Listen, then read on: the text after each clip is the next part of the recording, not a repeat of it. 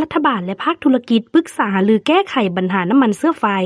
วันที่13มีนาคม2026ที่สำนักงานนายกรัฐมนตรีได้จัดกองประชุมปรึกษาหารือแก้ไขปัญหาน้ำมันเสื้อไฟครั้งที่4ภายหลังที่ได้รับผลกระทบจากสภาพความบ่สงบอยู่เขตตะวันออกกลางเฮ็ดให้ราคาน้ำมันเสื้อไฟนิ่งติ่งเพิ่มขึ้นแรงและปริมาณการนำเข้าน้ำมันมีท่าเอียงลดลงภายใต้การเป็นประธานของท่านสอนไซศรีพันดรนายกรัฐมนตรีมีท่านรองนายกรัฐมนตรี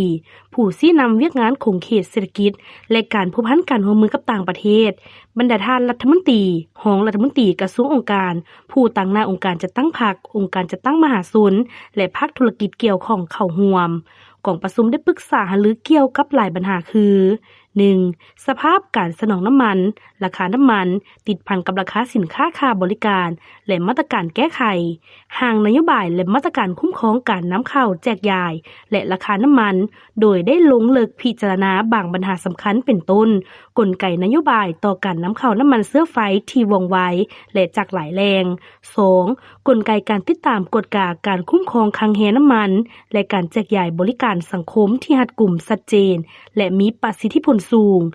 3. การคุ้มครองบริหารน้ำมันภายในประเทศรับประกันให้มีการนำใช้ต่อเนื่องทั่วถึง 4. นโยบายทางเลือกเพื่อทดแทนการนำใช้น้ำมันเสื้อไฟก็คือการส่งเสริมนำใช้รถไฟฟ้าการขยายตารางการบริการรถไฟฟ้าโดยสารสาธารณะในตัวเมืองเขตชุมชน 5. การเพิ่มทวีเอาใจใส่ต่อเวียกงานโฆษณาเผยแพร่และปลุกระดมสังคมให้รับรู้เข้าใจและมีสติต่อชาติ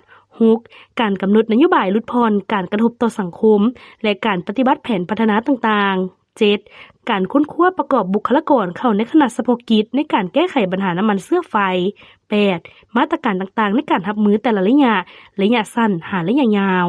รวมทั้งการเป็นเจ้าการมอบหมายความรับผิดชอบเวียกต่างๆให้บรรดากระทรวงองค์การที่เกี่ยวข้องและองค์การปกครองท้องถิ่นซึ่งรายละเอียดของมาตรการบางด้านรัฐบาลจะได้ค้นคว้าออกเป็นนิติกรรมเฉพาะเพื่อให้บรรดากระทรวงองค์การท้องถิ่นและภาคส่วนเกี่ยวข้องนำไปจัดตั้งปฏิบัติโดยไว